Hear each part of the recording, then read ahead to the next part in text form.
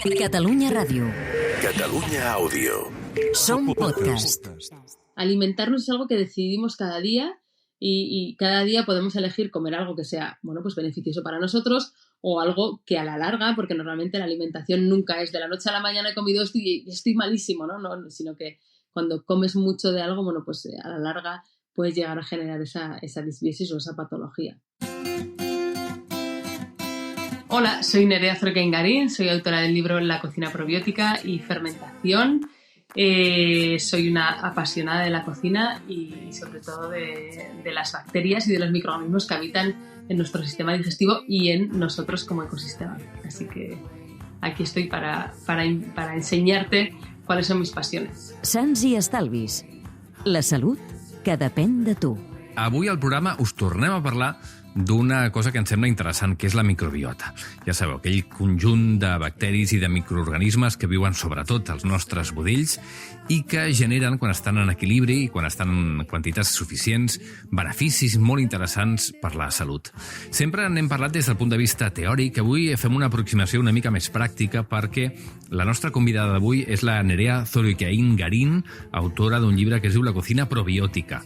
Recetas fàciles, sanes i delicioses per a cuidar tu microbiota, editat per Grijalbo. Evidentment hi ha una part de teoria al principi del llibre, però el que és més interessant d'aquest llibre és la part de receptes i tota la part on explica com podem introduir els probiòtics i els prebiòtics i, en definitiva, els simbiòtics a la nostra alimentació i per què això és important. Nerea, muy buenas tardes. Buenas tardes, Adam. ¿Qué tal? ¿Qué tal? ¿Cómo estás? Oye, qué gustazo de libro que tenemos aquí delante, ¿eh? La cocina probiótica. Háblame un poco, porque siempre hablamos del tema de la...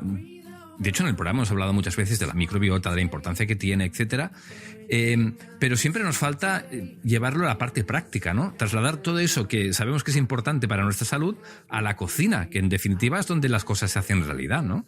Claro, tenemos que tener en cuenta que nuestra microbiota se alimenta directamente de lo que nosotros comemos. Entonces, hay veces que hay como esa especie de desconexión, ¿no? Tenemos mucha teoría y nos falta una parte práctica, ¿no? En muchas cosas que hacemos nos sucede esto, ¿no? Entonces, este libro ha sido un poco pensado pues para eso, ¿no? Para saber qué alimentos son los que nutren la microbiota y cómo les podemos dar de comer, porque al final nosotros somos como una especie de contenedor de microorganismos que cada vez que comemos para nosotros, pero también para ese micromundo que nos acompaña. Vamos a repasar un poco por encima la parte más teórica para empezar, ¿eh? Y luego ya me explicas un poco cómo son las recetas, cómo las has pensado y tal. Pero estamos ante una pequeña revolución en el tema de la nutrición porque hace, pues no sé, 10 años nadie hablaba apenas muy poca gente hablaba de la microbiota y la importancia que tiene, ¿no? Cuando hablamos de microbiota, ¿de qué estamos hablando? Pues estamos hablando del conjunto de microorganismos que nos acompaña y la mayoría de ellos está alojado en el sistema digestivo, es el que parece que es como más importante, pero en realidad todo lo que tenemos en contacto con el exterior, o sea, toda nuestra piel, todo lo que está en contacto con el exterior tiene una microbiota específica. ¿Qué pasa? Que nosotros lo único que metemos al interior de nuestro sistema es la comida, con lo cual necesitamos por una parte pues un ecosistema de microorganismos que nos ayuda a digerir todo aquello que comemos, pero también hacen de especie de protector y a veces les llamo el batallón de combate, ¿no?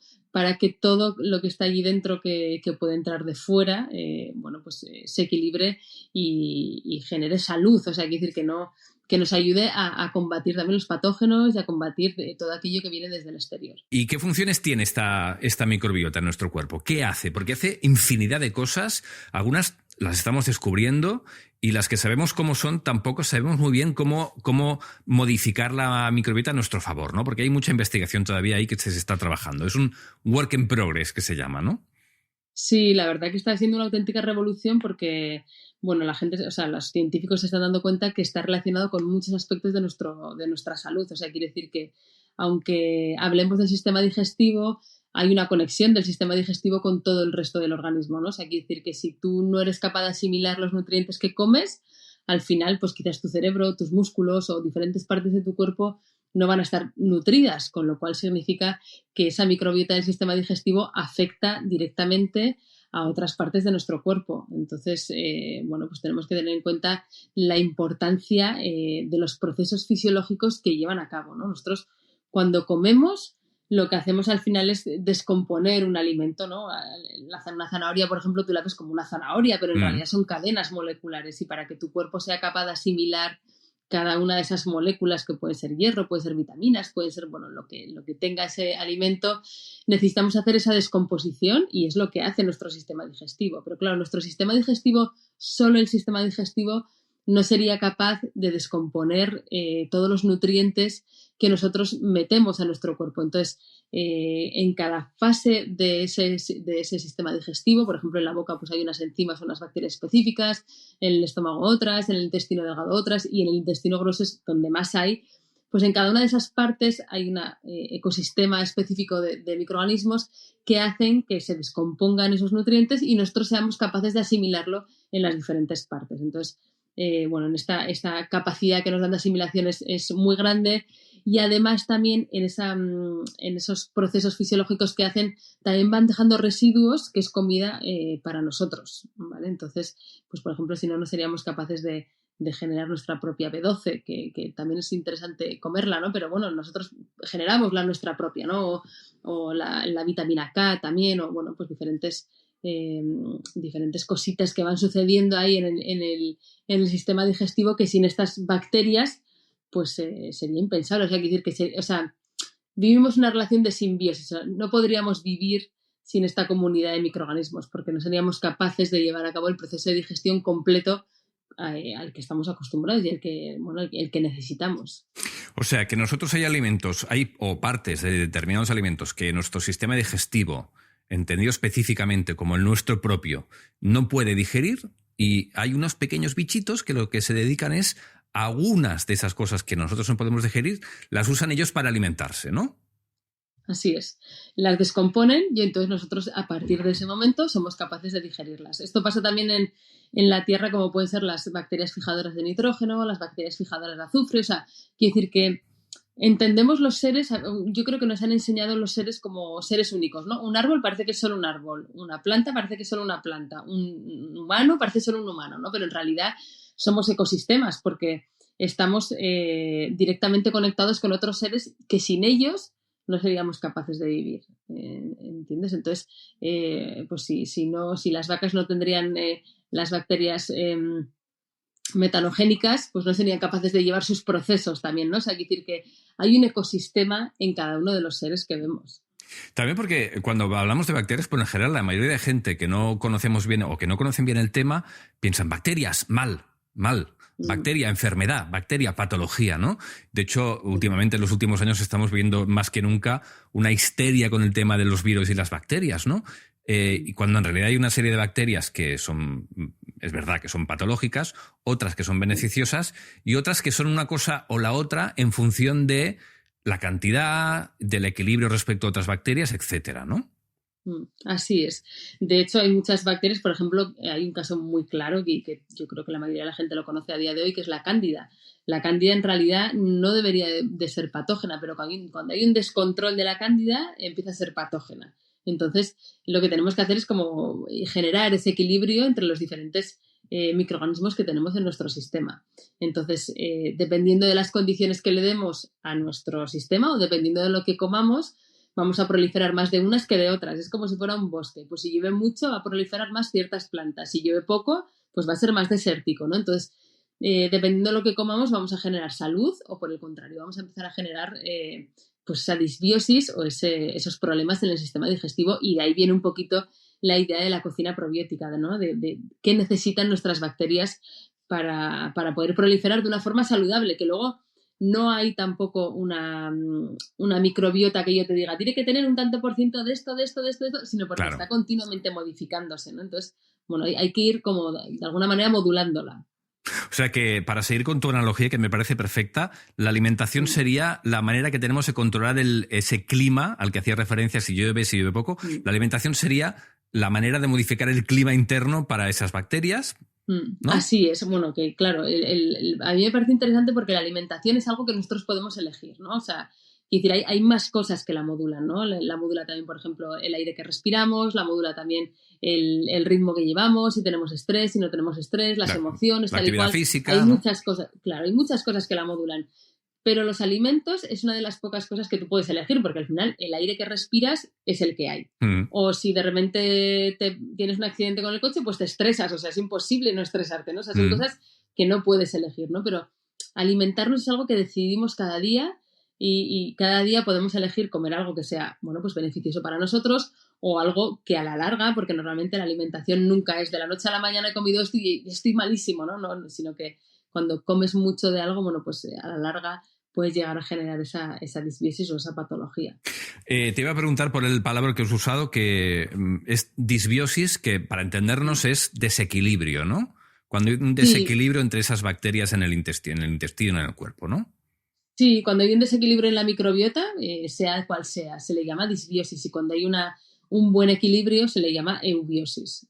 Vamos, son palabras técnicas que yo creo que cada vez se escuchan más. Antes no sonaban a marciano, cada vez las tenemos más en el día a día. Absolutamente. Claro, ahora estamos hablando, hemos vuelto al terreno teórico, que en realidad son cosas que las explicas porque está bien y hay que explicarlas y está bien saberlas, pero en realidad no necesitamos saberlas para seguir una buena alimentación, porque si seguimos una alimentación adecuada sin tener ni idea de microbiota, de bacterias, de disbiosis o de lo que sea, en principio todo esto llega de forma más o menos natural, ¿no?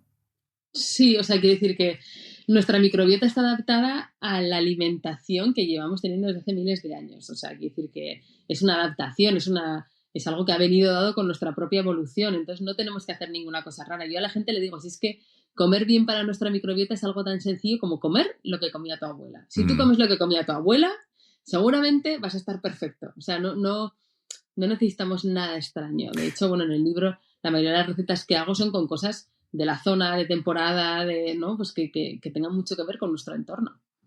¿La abuela o la bisabuela? Ya empezamos a hablar de la bisabuela, ¿no? Casi. Sí, porque también de la bisabuela. Según que edad tengas, la abuela ya empezaba a comer ultraprocesados, ¿no? Sí. Bueno, yo tuve la suerte que mi abuela comía muy bien y era muy cocinera. Bueno, porque tú, vaya, donde vives, el tema de la comida lo tenéis bastante bien cubierto. Sí. Como en todos los sentidos, además, gastronómico y saludable, ¿no? Cuando hablamos de alimentación para la microbiota, básicamente hay dos tipos, ¿no? Seguramente un tipo de alimentación que contiene esas bacterias que pueden generar el equilibrio. Es decir, estamos poniendo bacterias en el cuerpo y luego también hay alimento o nutrientes que sirven para alimentar a las bacterias que ya están dentro de nuestro cuerpo. Sería un poco eso, ¿no?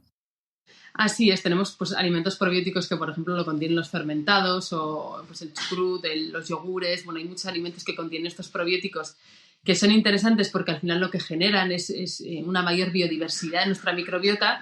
Pero por otra parte, cuando yo estaba escribiendo el libro, pues me di cuenta que bueno, nosotros en realidad somos una cápsula de probióticos, ¿no? Y que también es muy interesante dar aquella comida para que las bacterias que ya tenemos en nuestro sistema proliferen de forma natural. Y estas bacterias, bueno, pues lo que mayoritariamente comen pues son las fibras que no somos capaces de digerir, pues por ejemplo, las fibras de los vegetales, las fibras de las frutas, y luego también, bueno, pues el tema del almidón resistente, que hay algunos vegetales que dependiendo de qué proceso les hagamos pasar, pues crean un almidón resistente que esos nutrientes van directamente a lo que sería nuestro intestino grueso y de esa manera sería como una comida específica para nuestras bacterias y ellas ya tienen comida y un lugar donde proliferar y bueno, pues empiezan a generar sus propios probióticos porque al final empiezan a multiplicarse, ¿no? Entonces, en el libro hago como una especie de combinación entre las dos porque creo que es interesante. Bueno, sí, bacterias nuevas, pero también que las nuestras pues estén bien cuidadas porque una de las cosas que hacen las bacterias cuando no tienen comida, o sea, pues por ejemplo cuando no tienen fibra o no tienen nada que comer, es empezar a comerse la mucosa de las paredes del sistema digestivo y luego a partir de ahí, bueno, pues podemos empezar a crear irritaciones y diferentes patologías que es a lo que la mayoría de la gente estamos acostumbrados ahora. Pues tengo intolerancia, tengo hinchazón, voy al baño demasiado, no voy al baño, o sea, muchas personas tienen problemas en el sistema digestivo y eso viene pues de no dar de comer a nuestras propias bacterias. O sea que si no alimentamos a nuestra microbiota, a nuestras bacterias intestinales, pueden pasar dos cosas. Una, que se mueran o que busquen el sustento, que busquen la comida en otras partes, como pueden ser las paredes intestinales, con todo lo que eso significa de problemas de cara al futuro, ¿no? Claro, al final las bacterias, bueno, yo creo que todos los seres, ¿no? Nos agarramos a la vida y ellas van a buscar comida donde sea. Entonces esa mucosa que está ahí, que es donde viven, bueno, pues es un buen lugar también para empezar a comérsela y a proliferar ahí, ¿no? Es así, ellas van a buscar esa comida donde sea. Y luego las bacterias, una de las cosas que les sucede es que cuando no tienen comida, pues muchas veces se quedan latentes, ¿no? Se quedan como en un estado, como si estuvieran de alguna forma dormiditas. Y lo que pasa es que cuando tienen de nuevo las condiciones adecuadas, lo que hacen es volver a proliferar, ¿vale? Es como, bueno, pues me quedo aquí como seca y en el momento en el que yo encuentro comida, encuentro humedad, encuentro esa temperatura, esas condiciones, vuelvo a activarme y vuelvo a multiplicarme. Uh-huh. Vale. En el libro, como dices, hay recetas que contienen alimentos probióticos y prebióticos, que son estos que alimentan a las bacterias intestinales, todo junto, ¿no? Simbiótico. Simbióticos. Son simbióticos. ¿Los alimentos fermentados, así en general, nos sirven como alimento probiótico o tenemos que mirar específicamente un tipo de fermentado concreto? Lo digo, por ejemplo, porque en el mercado encontramos muchos productos fermentados como yogures. No todos los yogures nos sirven, algunos están pasteurizados, por ejemplo, ¿no? Cuando un alimento, aunque esté fermentado, luego es pasteurizado, esas bacterias están ahí y prácticamente no sirven para nada, ¿no? Entonces, ¿qué hay que buscar, por ejemplo, en un fermentado que podemos encontrar normalmente en un supermercado? Luego ya vamos a las cosas más complicadas, ¿eh? Sí.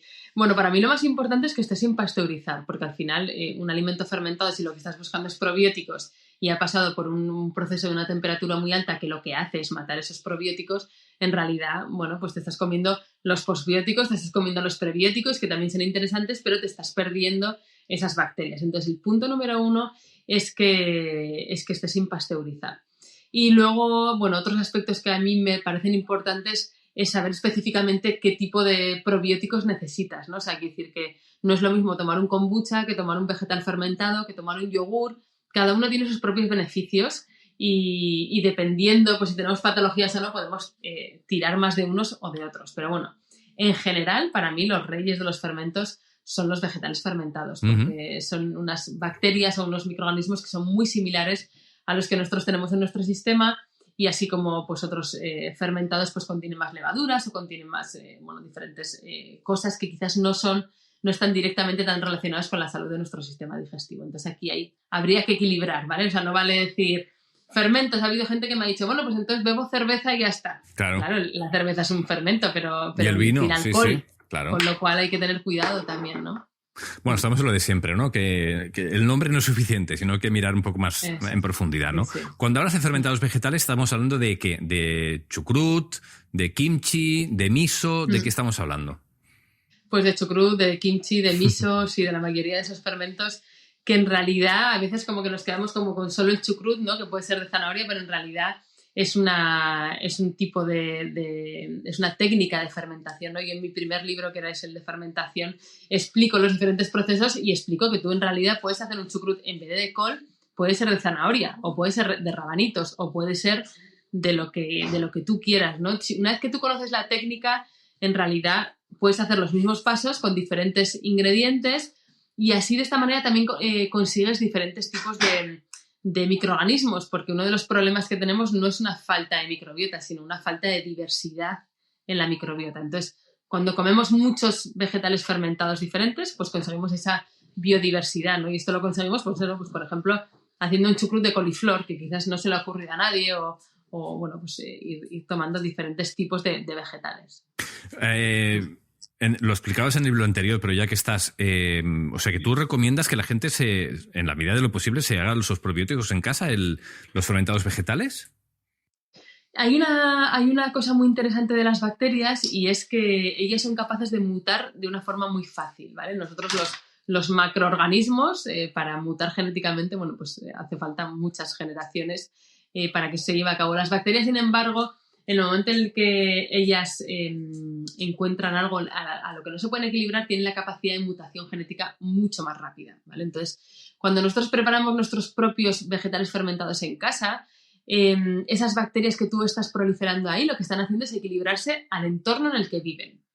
Entonces, cuando tú te estás consumiendo esos vegetales fermentados, en realidad estás consumiendo esos vegetales fermentados con ese sistema inmune que ellos han creado para ese ecosistema, con esas bacterias específicas creadas para ese entorno en el que han crecido, con lo cual ese equilibrio que ellas han conseguido, en realidad tú te lo estás comiendo y lo estás introduciendo también a nivel celular en tu cuerpo, ¿no? Entonces esto es algo también como súper interesante, ¿no? De la importancia de la cercanía y de la temporada, no solo por ecología, que también, ¿no? Sino también porque no es lo mismo el ecosistema que hay en tu casa que el ecosistema que hay en una fábrica o que hay en otro lugar.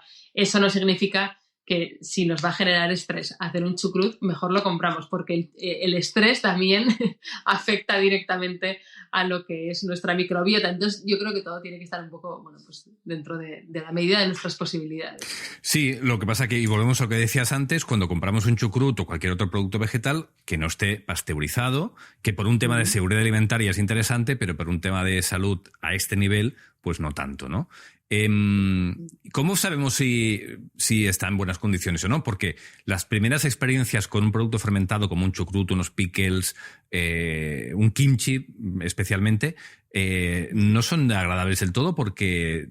O un nato, ya no te hablo del nato, ¿no? Que la gente dice, ¡guau! ¿Esto qué es? Parece podrido, ¿no? Y a veces puede ser que lo esté, pero a veces no, ¿no? Entonces, para los no iniciados en el tema fermentados vegetales, ¿qué les recomiendas para entrar y para que se vayan acostumbrando a ese sabor ácido, fermentado, que tienen, que es muy particular, ¿no? Bueno, para mí los fermentados así que son más sencillos normalmente suelen ser como por ejemplo, unas zanahorias con manzana o sabores que sean bastante neutros, porque, por ejemplo, la col, la coliflor ya tiene un sabor como bastante más fuerte, ¿no? Entonces, algo a lo que nosotros estamos acostumbrados pueden ser unas cebolletas fermentadas, que en vez de en vinagre las hemos hecho en agua con sal, pero son muy similares a las cebolletas que comíamos de pequeños. O unas aceitunas, eso también es un probiótico. O sea, quiere decir que a veces hablamos de fermentados y decimos, sí, claro, eso que hacían los alemanes, no. Era la única forma de conservación y se sigue haciendo mucho en el Mediterráneo. Lo que pasa que, bueno, pues a nosotros nos han vendido el rollo este de que tiene que estar todo súper estéril y tenemos que matar todos los microorganismos, ¿no? Pero en realidad hay mucha parte de nuestra cultura que son alimentos fermentados, como pueden ser también los pepinillos o pueden ser, bueno, pues otros fermentos, o sea, los limones fermentados típicos marroquíes o cualquier otro fermento de cualquier vegetal que tengamos a nuestro alrededor, que es tan simple como cortar unas verduras, agua con sal, generar una atmósfera que sea adecuada, que, bueno, pues esto no es nada difícil. O sea, yo lo digo a la gente, ¿no? Si lo hacían en el Neolítico, pues ahora lo podremos hacer en nuestra casa estupendamente y esperar tranquilamente, ¿no? Porque al final es como una especie de cultivo, que eso también te acerca mucho a lo que son los diferentes procesos de la naturaleza, ¿no? Porque no estás cocinando, estás cultivando. No ves los bichitos, pero en realidad yo a la gente le digo, es como si fuera un Tamagotchi, que tú le tienes que dar unas condiciones adecuadas y él crece estupendamente si le das las condiciones adecuadas. Entonces, bueno, pues yo creo que al final la gente que empieza a fermentar acaba enganchada. O sea, yo conozco gente que ha empezado con un bote y acaba teniendo 20 botes encima de la encimera y acaba enganchado. Otros fermentados interesantes que sean fáciles de localizar. Hemos hablado de los vegetales. Por ejemplo, los fermentados lácticos, ¿les das importancia también o no?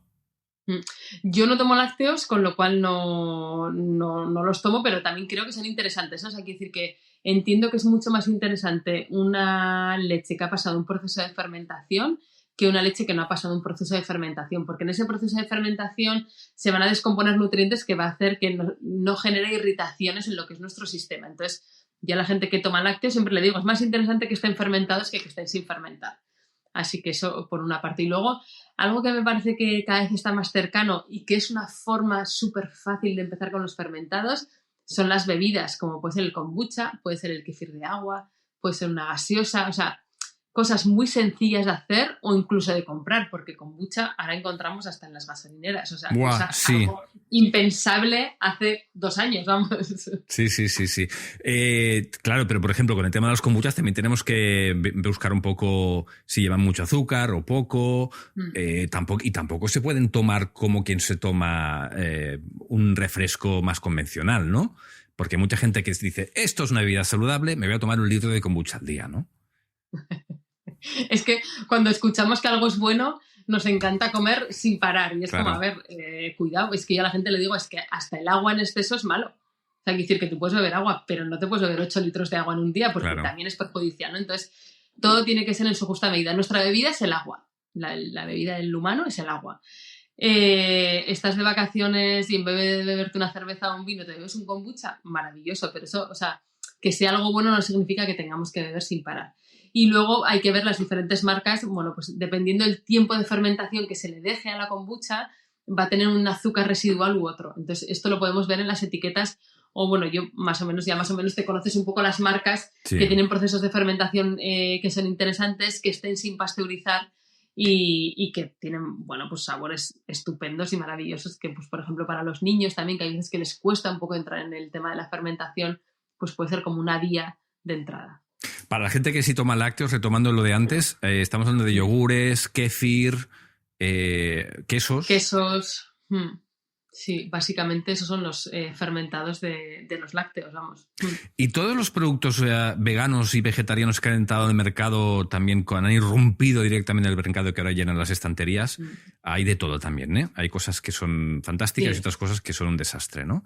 Hay fermentados, hay productos que simulan lácteos con coco, por ejemplo, y quesos con sustancias vegetales. ¿Todo eso dónde lo ubicamos? ¿O hay que ir uno por uno específicamente viendo cuál es bueno y cuál no? Yo creo que hay que ir un poco yendo uno por uno y luego, bueno, pues a ver un poco las marcas, porque sí que es verdad que hay muchas guarradas. O sea, yo a la gente le digo, es como cuando pasó lo del gluten, ¿no? Yo decía, a ver, no estás comiendo gluten, pero estás comiendo un producto que lees la etiqueta y no sabes ni lo que tiene. Yo cuando ves una etiqueta y no sabes qué es lo que hay ahí, eso no es para ti. Porque no es una información que entiendas mentalmente como tu cuerpo la va a entender, ¿no? O sea, como que no tiene mucho sentido, ¿no? Yo creo que son alimentos de los que podemos prescindir, o sea, hay que decir que no son obligatorios, nutricionalmente no son necesarios. Está claro que si tienes una intolerancia a la lactosa o no quieres comer lácteos por lo que sea, tienes esas alternativas y dentro de esas alternativas está maravillosamente genial que cada vez hay más marcas que hacen productos pues verdaderamente de mucha calidad. Y bueno, yo estuve en Biocultura este año en Barcelona y me pareció una maravilla porque había cosas, o sea, que yo decía, esto es una maravilla, o sea, esto está buenísimo. Es lo que te iba a decir, y buenas además. Porque, sí, muy buenas, muy buenas. Porque los que hace tiempo que intentamos comer un poco mejor, a veces hemos pasado por unos procesos un poco complejos, ¿no? Decir, bueno, es sano, pero no sé si me acaba de gustar, ¿no? Y ahora por fin hemos encontrado un poco un equilibrio con estos productos, con las otras cosas no tanto, ¿no? ¿Cómo distribuimos alimentos con pre y probióticos, estas recetas que propones en el libro, en el día a día? Es importante que haya en cada comida una pequeña cantidad, es importante que haya una pequeña cantidad al día independientemente del momento del día. ¿Cómo lo ves tú? Yo creo que es interesante comer cada día una pequeña cantidad. Esto no significa que si dejas de comer un día, bueno, pues te vaya a pasar nada, ¿no? Pero sí que es verdad que creo que es interesante porque al final es un hábito, ¿no?, del cuerpo y bueno, pues así como pues si comen verduras, pues siempre puedes añadir un poquito de un vegetal fermentado, te puedes beber una kombucha, te puedes tomar un yogur para desayunar, o sea, no nos damos cuenta y a veces hablamos de fermentados y nos parece como algo súper extraño o lejano, pero en realidad si abrimos la mayoría de las neveras de este país nos vamos a dar cuenta que hay fermentados. Entonces, la cosa es elegir unos fermentados de calidad y ir utilizándolos, bueno, pues de una forma recurrente, pero como te digo, o sea, que no pasa nada porque dejes de comer y luego vuelvas a comer, pero no tomárnoslo como esto es bueno, me voy a comer 1 kilo entero y luego dejo de comer durante los próximos 2 meses, ¿no? Porque nuestro cuerpo también y las bacterias se estresan, o sea, hay que decir que nosotros también nos estresamos, si estamos continuamente haciendo cambios muy radicales en nuestro cuerpo, el sistema no puede generar como una línea, ¿no? Y no puede generar una estabilidad. Entonces, para que las bacterias estén estables y no se estresen, la alimentación debe ser, bueno, pues los mismos horarios, masticar bien, bueno, pues muchas de estas cosas, recomendaciones que se llevan dando desde hace 1000 años y que muchas veces pues nos las saltamos. Y luego, por lo que hace referencia al prebiótico, que recordamos es aquel alimento que contiene nutrientes interesantes para las bacterias, ahí nos vamos sencillamente a la alimentación que se considera sana y saludable, ¿no? No sé si hay que hacer alguna matización más, pero en general, si uno come verduras, legumbres, lo que ya todos sabemos que es sano, en principio no tenemos que ocuparnos específicamente de qué le doy yo hoy a mis bacterias, ¿no? No. No hace falta que te comas tanto la cabeza. O sea, hay que decir que, de hecho, los estudios dicen que si el 70% de tu alimentación es vegetal, con el otro 30% puedes hacer lo que te dé la gana. O sea, así, tal cual. Yo no me lo creo tan... O sea, quiero decir que entiendo que en ese 30% tiene que ir englobado también alimentos de salud, pero sí que es verdad que esta ingesta de vegetales va a hacer que nuestras bacterias, bueno, pues tengan esa capacidad para que luego, si reciben cualquier otro alimento pues que genera toxicidad o lo que sea, tengan suficiente fuerza como para hacer de batallón de combate, ¿no? No son alimentos muy raros, o sea, quiero decir que lo que sí que es verdad que es muy interesante que haya pues más variedad, ¿no? Que hay veces que decimos, bueno, pues comer vegetales y la gente dice, no, es que claro, yo como todos los días lechuga. Ya, pero igual solo lechuga no es interesante, ¿no? Sino que nos tenemos que acostumbrar a variar mucho de alimentos. O sea, que si es temporada de habas y nunca has comido habas, pues haz una receta con habas o haz una receta con ese vegetal que acabas de ver en la tienda y que no lo conoces de nada, pero bueno, pues sí, vete añadiendo, ¿no? Porque en cada uno de ellos tiene unos nutrientes específicos para alimentar a nosotros y a nuestras bacterias. Entonces, hay falta de biodiversidad en nuestras bacterias porque hay falta de biodiversidad en nuestros alimentos también. ¿Y alimentos que sean enemigos de la microbiota? ¿Los hay? Ultraprocesados, edulcorantes... Ultraprocesados, edulcorantes, todo lo que sea ultraprocesado para mí está en la lista roja. Y luego, bueno, pues hay alimentos que generan irritaciones, pero es que estos alimentos en general son ultraprocesados. O sea, hay que decir que todo lo que viene de la naturaleza, en realidad tenemos la capacidad de comérnoslo más o menos, ¿eh? O sea, hay que decir que no estoy hablando de alimentos tóxicos, pero a todo lo que hemos estado acostumbrados que crece en la naturaleza, podemos comérnoslo siempre dentro de lo que son las cantidades adecuadas, ¿vale? Y aquí es donde está el equilibrio. O sea, que si empezamos a decir, no, es que hay mucha gente que dice, no, yo es que estoy a dieta y ya solo como siempre lechuga y pollo. Es que eso es un desequilibrio ya, porque vale, comes vegetales, comes tal, pero tiene que haber como un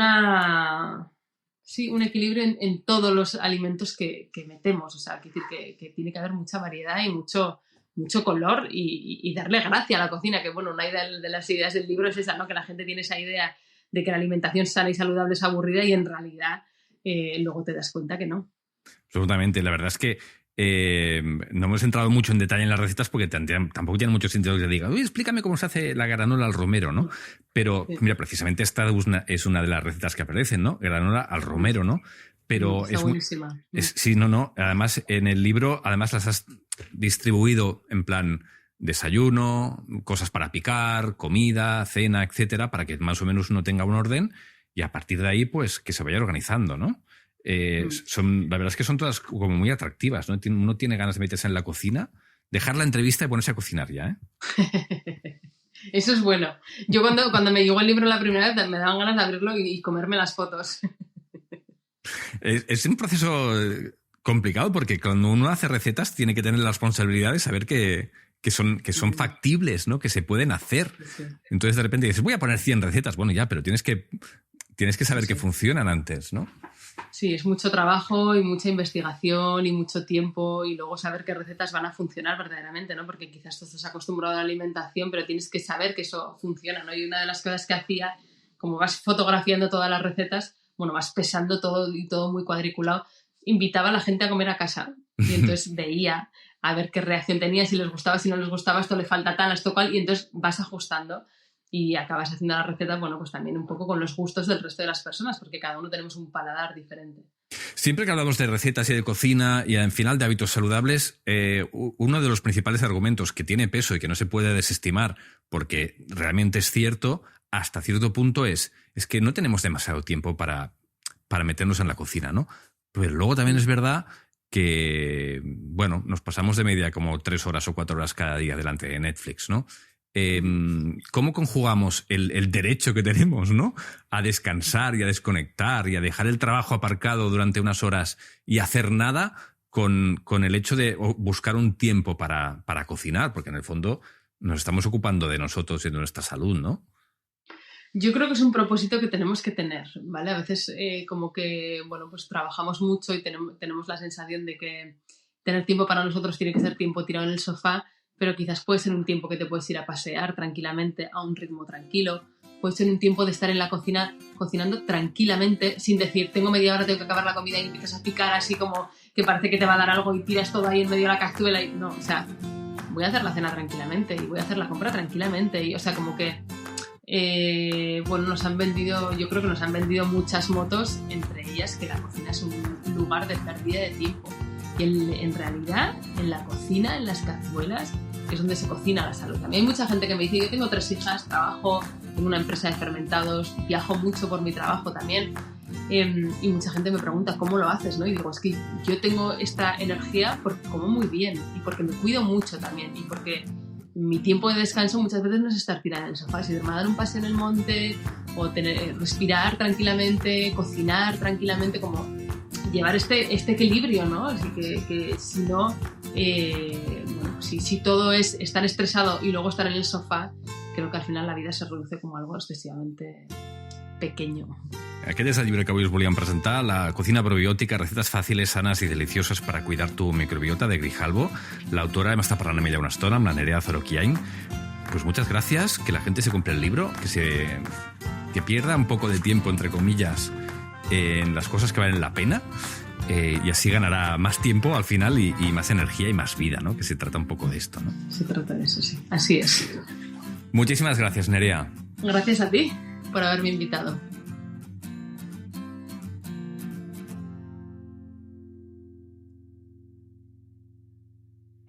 Catalunya Ràdio. Catalunya Àudio. Som podcast.